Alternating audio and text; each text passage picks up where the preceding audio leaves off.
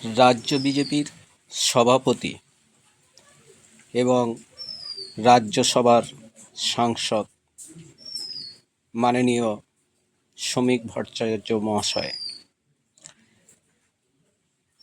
তার এই অসাধারণ বক্তব্য পশ্চিমবঙ্গ রাজ্যবাসীকে ইতিহাস থেকে শুরু করে শ্যামাপ্রসাদের জীবনী এবং রাজ্যবাসীকে বেশ কিছু শিক্ষণীয় বার্তা দিলেন, যা এক কথায় অসাধারণ। তার বক্তব্য শুনতে শুনতে মনে হলো তিনি একজন রাজ্যের সভাপতি। ভুলে গিয়েছিলাম যে তিনি একটি রাজনৈতিক দলের সভাপতি। আপনারা শুনুন তার সেই অসাধারণ বক্তব্য।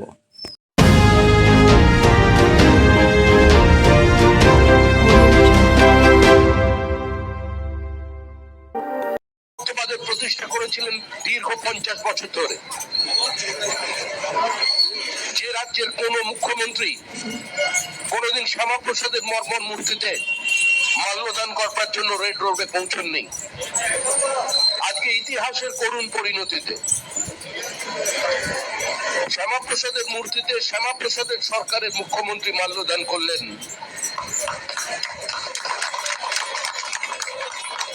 আর যিনি বলেছিলেন 5 মিনিটের মধ্যে একটা সম্প্রদায়কে ছেড়ে দিলে অন্য সম্প্রদায়কে তুলি মেরে শেষ করে দেবে, যারা বলেছিল যে 70% এখানে আমরা আছি, 30% হিন্দু যখন চাইবো কেটে ভাগীরথীতে ভাসিয়ে দেব, আজকে তাদের করুণ পরিণতি দেখুন।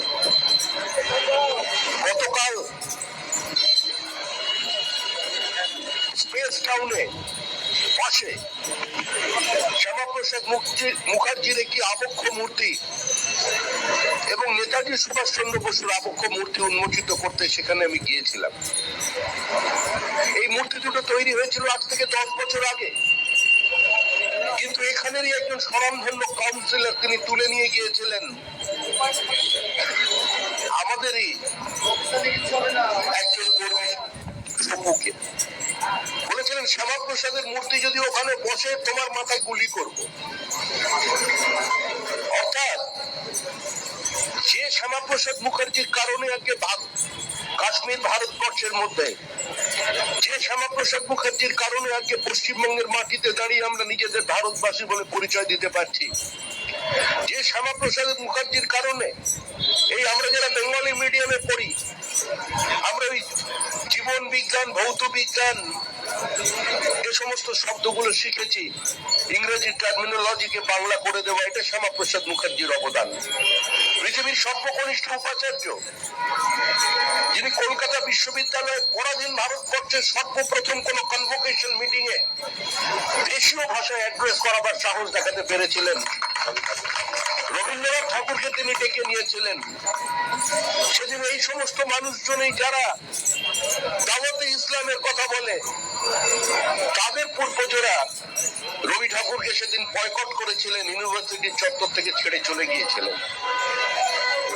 শ্যামাপ্রসাদ মুখার্জির জীবন, তার রাজনীতি লাল কার্পেট বিছিয়ে দেবার রাজনীতি নয়। মোহাম্মদ আলী পার্কের ফরওয়ার্ড ব্লকের পাঠানো গুন্ডারা তার মাথায় পাথর মেরেছিলেন, রক্তাক্ত করে দিয়েছিলেন।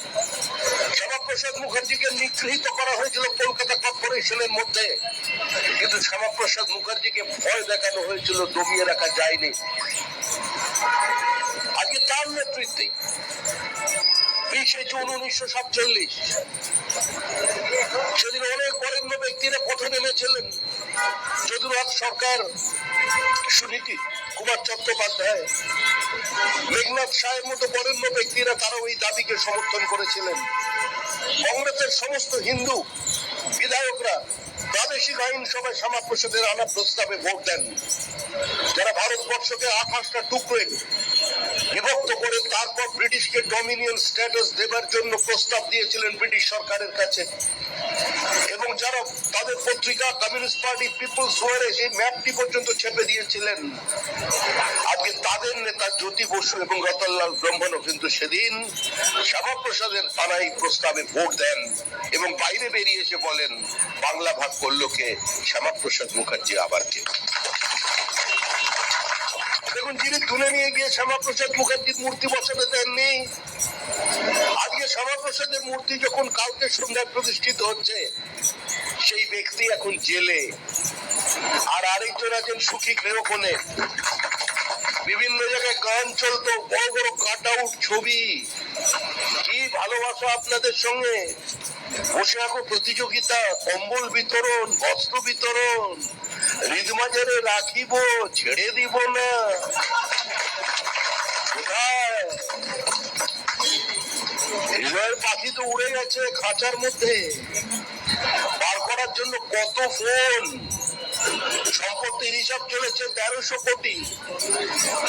কেউ আবার বলছে পাহাড় লিজ নিয়েছে, কত গল্প।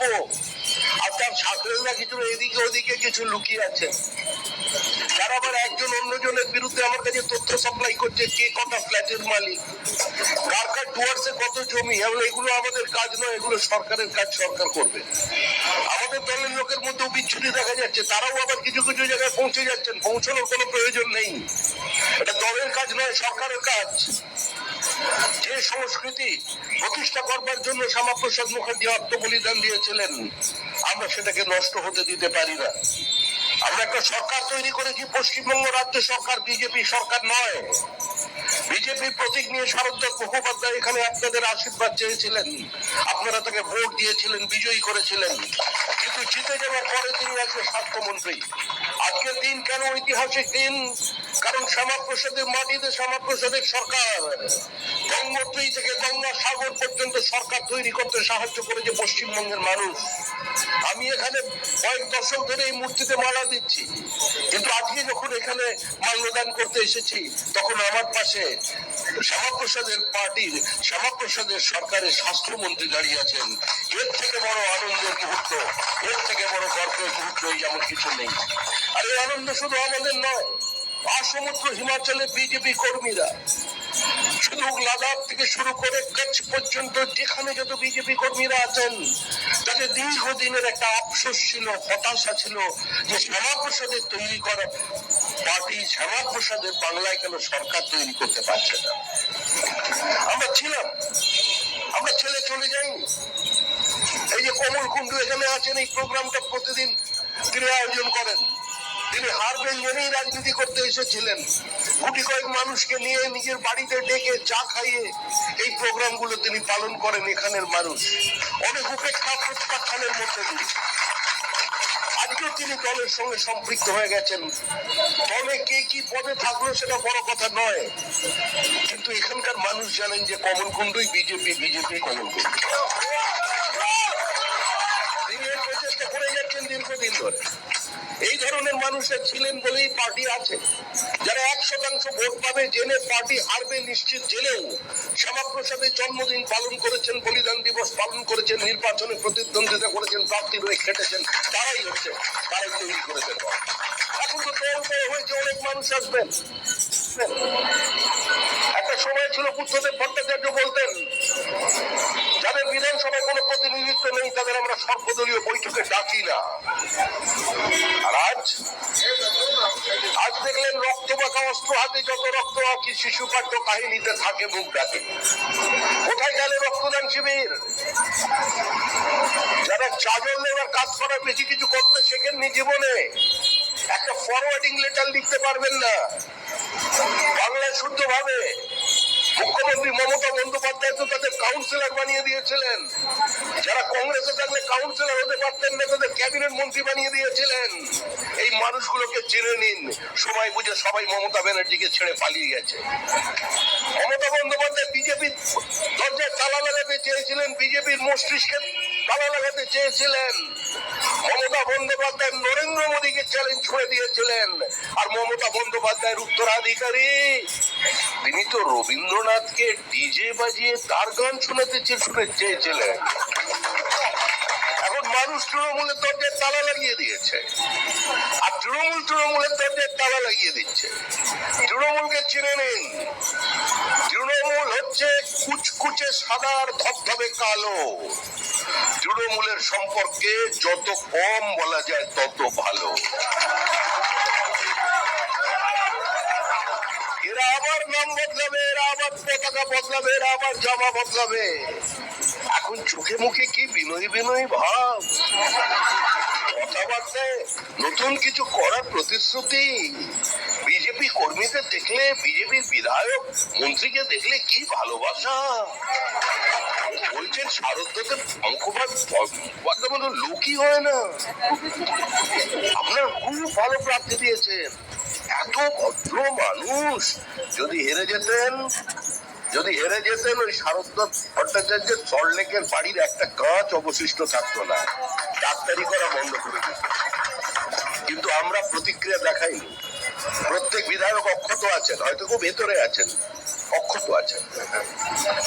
কাউন্সিলররা কেউ গণপিটুনিতে মারা যাননি। এই লুটেরাদের দল লুট করে ভোট নিয়েছে। সব কাউন্সিলর মিউনিসিপ্যালিটি তৈরি হয়েছে দমদম লোকসভার মধ্যে লুটের ভোট। আমরা এখানে আছি, আমরাই থাকবো, এর অধ্যক্ষ আমাদের নেই। 207টি আসনে মানুষ জিতিয়েছে, আমাদের কৃতিত্বে জিতিয়েছে, কথা আমরা বলতে আসেনি। মানুষের আশীর্বাদে আমরা জিতেছি। সংগঠন যেখানে দুর্বল সেখানেও কিন্তু বিজেপি জিতেছে। কারণ এই জয় মানুষের জয়। মানুষ পরিবর্তন চেয়েছেন, মানুষ চেয়েছেন শুধু পোশাকের রংটা বদল করে দেবার নয়, পোশাকের ভিতরে মানুষটাকে বদল করতে, মানুষের মানসিকতাকে বদল করতে।